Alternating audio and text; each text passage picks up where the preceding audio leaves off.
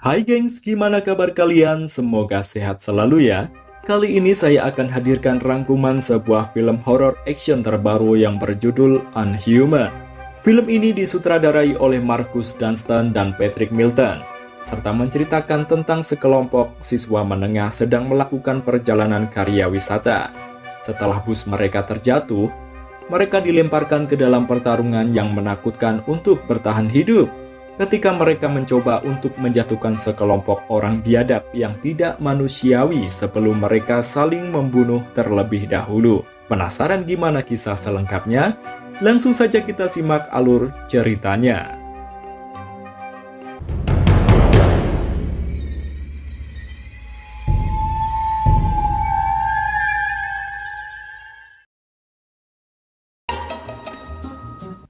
Film dibuka dengan diperlihatkan seorang siswi bernama Ivor sedang siap sarapan sebelum pergi karya wisata bersama teman-temannya. Sebelum pergi, Ivor juga berbincang-bincang dengan sang ibu yang terlihat buru-buru pergi menjalankan aktivitasnya. Tak lama setelah itu, teman Ivor yang bernama Tamra menyalakan klakson mobilnya menunggu Ivor di luar rumah. Lalu mereka pun berangkat. Gara-gara tak fokus menyetir, tanpa sengaja Tamra menabrak seorang pesepeda.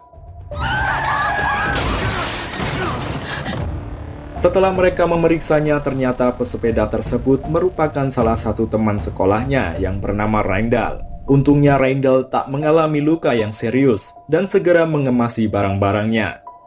Tiba-tiba teman-teman mereka yang bernama Danny, Han, dan Jesse datang dan melemparkan segelas sirup pada Randall. Tanpa meminta maaf dan berkata sedikit mengancam, mereka langsung tancap gas begitu saja. Begitu juga Ivor dan Tamra segera beranjak meninggalkan Randall. Sesampainya di tempat berkumpul, para siswa tersebut segera masuk ke dalam bus yang dipandu oleh salah satu guru mereka yang bernama Wigner. Setelah seluruh siswa masuk bus, si sopir yang bernama Wayne segera melajukan bus sekolah tersebut. Entah kenapa tiba-tiba si sopir memilih keluar dari jalur yang telah ditentukan dan memilih lewat jalan yang tidak seharusnya dilewati oleh kendaraan. Tiba-tiba, cairan berwarna merah darah terlempar ke kepala bus dan menutupi kaca bus tersebut sehingga si sopir kehilangan kendali dan mereka pun terperosok. Si sopir mengerem bus itu secara mendadak hingga seluruh penumpang terpental. Beruntung seluruh siswa selamat, meskipun ada beberapa yang terluka akibat terbentur kursi bus. Tiba-tiba terdengar suara seseorang menggedor badan bus. Mereka panik dan ketakutan. Namun mereka semua penasaran, makhluk apa yang terus menggedor-gedor badan bus mereka.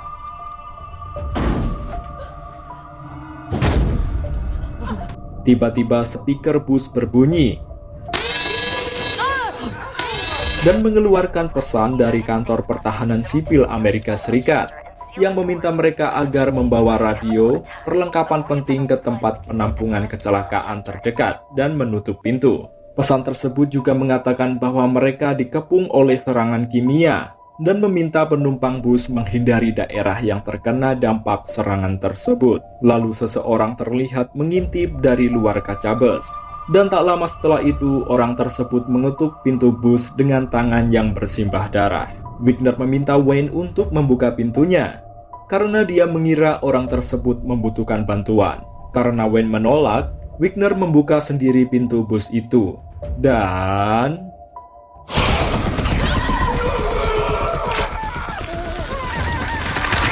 orang misterius itu mendorong dan menggigit pipi Pak Guru hingga terkelupas. Darah segar muncrat kemana-mana. Semua siswa berhamburan dan berusaha menyelamatkan diri.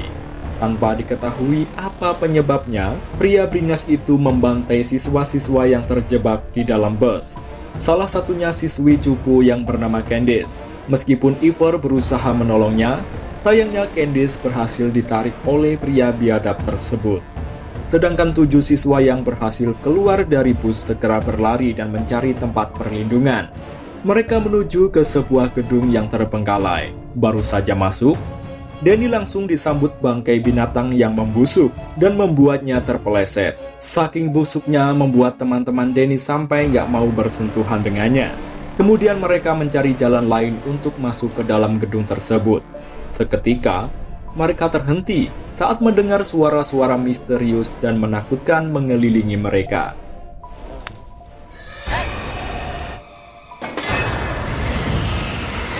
Mereka kembali berlari hingga kemudian mereka menemukan pintu masuk ke dalam gedung terbengkalai itu. Mereka segera mencari senjata apa saja untuk melindungi diri. Sementara Ivor, Randall, dan Stephen memeriksa lantai 1 bangunan itu. Mereka masuk ke sebuah ruangan di mana di dalamnya terdapat bangkai-bangkai binatang buas yang telah diawetkan. Sedangkan teman-teman mereka yang lain sibuk membuat pertahanan agar tak kembali diserang pria gila tadi. Saat Tamra akan menutup sebuah lubang, dia mendengar suara teriakan. Namun ketika dia melihat keluar, ternyata tidak ada siapa-siapa. Selanjutnya, setelah selesai melakukan tugas masing-masing, mereka pun berkumpul kembali. Tiba-tiba suara seseorang minta tolong kembali terdengar. Ivor berpikir bahwa itu adalah suara Candice, si gadis gigi berkawat. Lalu Ivor segera berlari dan mengintipnya. Benar saja, dari balik kabut asap yang tebal, Ivor melihat Candice yang berjalan sempoyongan. Ivor berusaha untuk menolongnya. Lalu tiba-tiba Randall menahannya dan memintanya untuk merunduk. Ternyata sebabnya Randall melihat si pria biadab mendekati pintu di mana mereka bersembunyi. Saat dirasa pria beringas tersebut pergi, Ivor kembali melihat keluar. Dia melihat pria biadab itu naik ke atap mobil sedang mengawasi area sekitarnya. Di sisi lain, Ivor masih melihat Candice yang membutuhkan pertolongan. Dia meminta kawan-kawannya agar melakukan sesuatu untuk menolong si gadis cupu itu. Namun semua teman-teman Ivor menolak karena takut terbunuh. Meskipun teman-temannya melarang, Ivor tetap memaksa dan berteriak memanggil Candice. Ternyata nasib Candice tak seberuntung teman-temannya. Saat dia hampir saja bertemu dengan Ivor, pria jahat itu berhasil mendorong Candice dan membenturkan kepalanya di aspal. Sementara itu Wayne yang juga sudah menjadi monster tiba-tiba berhasil menerobos pintu bangunan itu. Begitu juga dengan pria yang jadi penyebab kekacauan tersebut. Mereka akhirnya harus berlari dan berjuang untuk menyelamatkan nyawa diri mereka. Mereka masuk ke sebuah ruangan berpintu besi dan mengganjalnya, sehingga Wayne tak dapat mendorongnya. Tiba-tiba lampu berwarna biru menyala menerangi ruangan di mana mereka berkumpul. Mereka pun kebingungan. Di tengah kebingungan dan kepanikan para siswa itu, tiba-tiba salah satu teman mereka yang bernama Ryan, si gendut, muncul dari balik kain di ruangan tersebut. Ivor menginterogasi Ryan tentang apa yang dia lihat di luar sana. Ryan menyebutkan bahwa dia melihat semua orang meronta-ronta. Semua yang tak berhasil keluar dari bus berubah menjadi zombie. Tiba-tiba mereka dikagetkan oleh si pria biadab yang berhasil menerobos pintu persembunyian Ivor dan teman-temannya. Tak hanya sendiri, kali ini komplotan penjahat dalam wujud zombie itu bertambah banyak. Mereka kembali kebingungan dan ketakutan. Kemudian Randall mencoba membobol sebuah celah yang tertutup papan. Sedangkan teman-teman yang lain berusaha melawan zombie-zombie itu. Ketika giliran Ryan yang harus masuk ke celah, dia mengalami kesulitan karena badannya yang besar. Sehingga Ivor harus mendorongnya agar Ryan bisa melewati celah sempit tersebut. Sayangnya Han tak dapat meloloskan diri. Saat Danny hendak menolongnya, zombie-zombie itu berhasil menarik dan membawa Han. Dengan berat hati, Danny harus meninggalkan Han dan menyelamatkan diri dengan teman-temannya yang lain. Kali ini mereka tertuju di sebuah ruangan yang dipenuhi patung-patung manekin dan dihiasi lampu berwarna-warni. Di ruangan itu Danny menangisi kepergian Han. Dia juga mengamuk dengan Ivor. Danny berpikir Ivor lah penyebab kepergian Han karena telah mengundang zombie-zombie tersebut. Tak lama setelah itu, saat Danny melihat manekin-manekin di sekelilingnya yang mirip dengan karakter dirinya dan teman-temannya, Danny sadar bahwa kejadian itu memang disengaja. Ada yang memilih mereka dan akan membunuh mereka satu persatu secara berurutan. Tiba-tiba Wayne kembali menemukan mereka dan menyerang. Beruntung Randall berhasil menimpuk kepalanya dengan membabi buta. Teman-teman Randall hanya bengong saat melihat aksinya. Kemudian Danny batuk-batuk dan terlihat lemas. Ia menunjukkan perutnya yang ditusuk dengan sesuatu oleh Wayne. Dengan tubuh yang sempoyongan, Danny berjalan menaiki tangga, disusul oleh rekan-rekannya.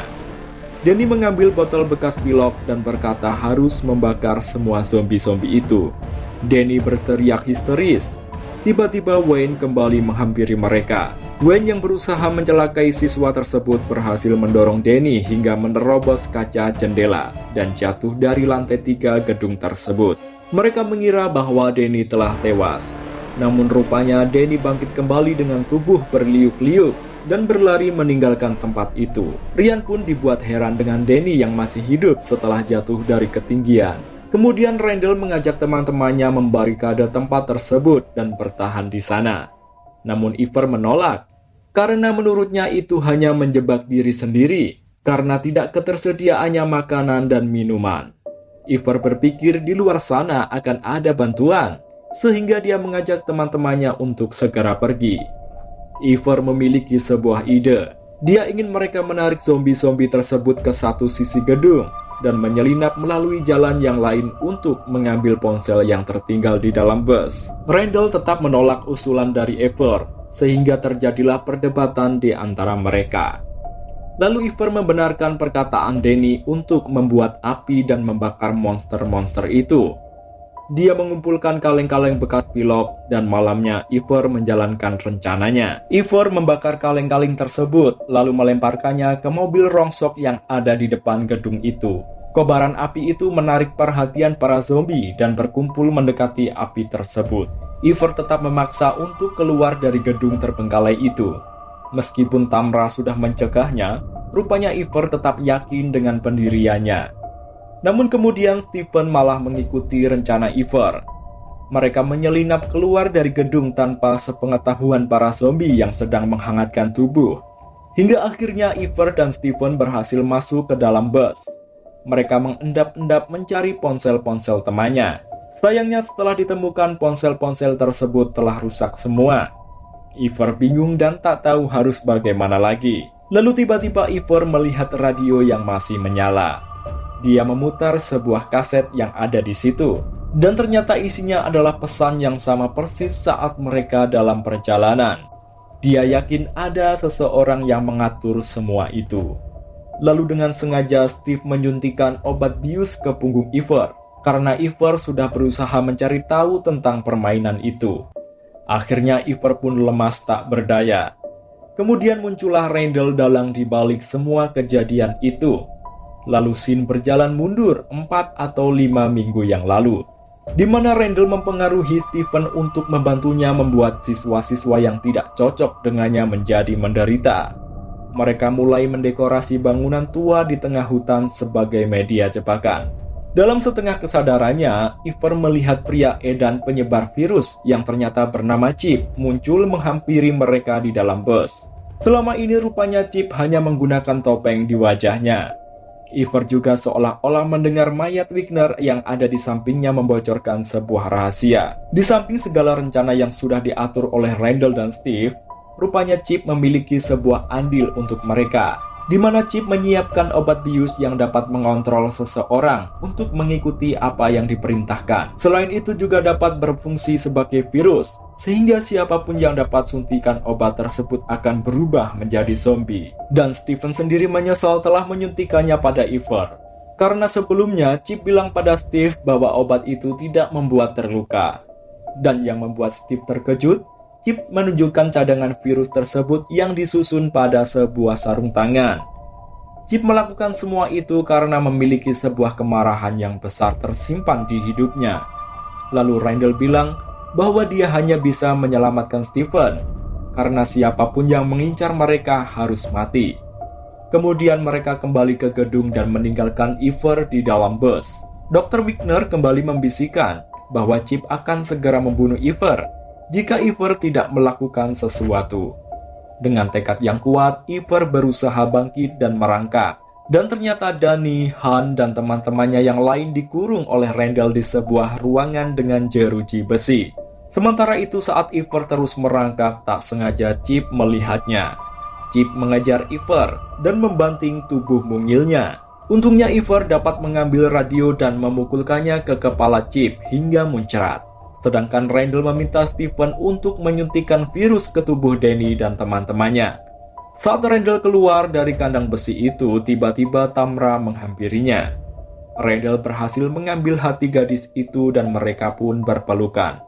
Randall juga mempengaruhi Tamra untuk ikut serta membantunya. Selanjutnya, Ivor yang sudah selamat dari Chip segera berlari ke gedung untuk menyelamatkan teman-temannya.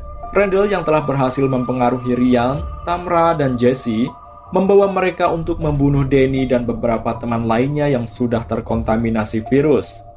Saat Stephen membuka kandang besi tersebut, Ivor datang tepat waktu, sehingga dapat mendorong Steve dan menghadang Tamra, Ryan, dan Jesse agar tak mencelakai Danny dan yang lainnya.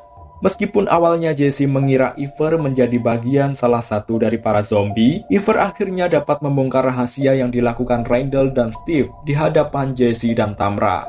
Jesse dan Tamra pun dibuat bingung. Hingga kemudian Danny berteriak membenarkan apa yang dikatakan Ivor. Dengan ikatan persahabatan yang kuat antara Ivor dan Tamra, akhirnya Tamra berbalik memukul Randall hingga terlempar ke dinding dan membuka kain yang menutupi sebuah lukisan rahasia, di mana pada lukisan itu tergambar diri Randall sebagai pemenang dan teman-temannya sebagai pengikut.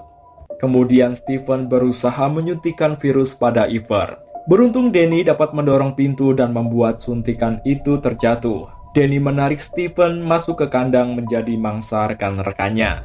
Sementara itu Han dan Danny keluar dari kandang besi tersebut. Ternyata Randall masih dapat berdiri kembali dan menyerang Ivor.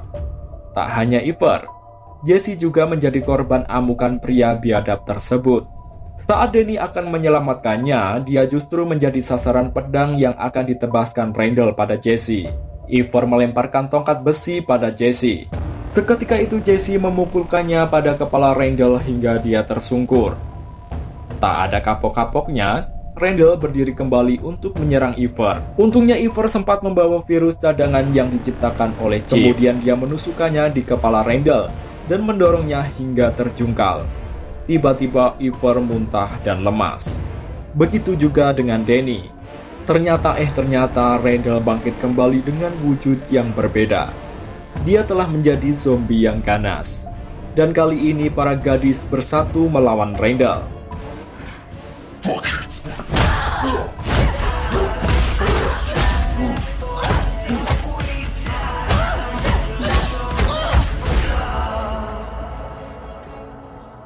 Dibantu oleh Ryan, si badan gendut, membuat Randall tak berdaya.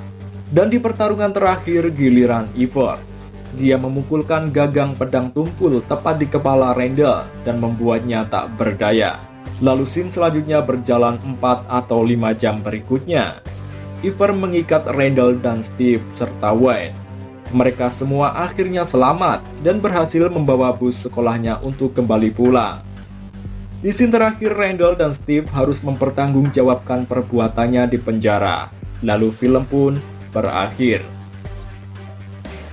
Itu tadi alur cerita film Unhuman, sobat. Semoga dapat menjadi inspirasi tontonan rebahan kalian di rumah ya. Terus support channel ini dengan tekan tombol subscribe. Saya pamit dulu, goodbye.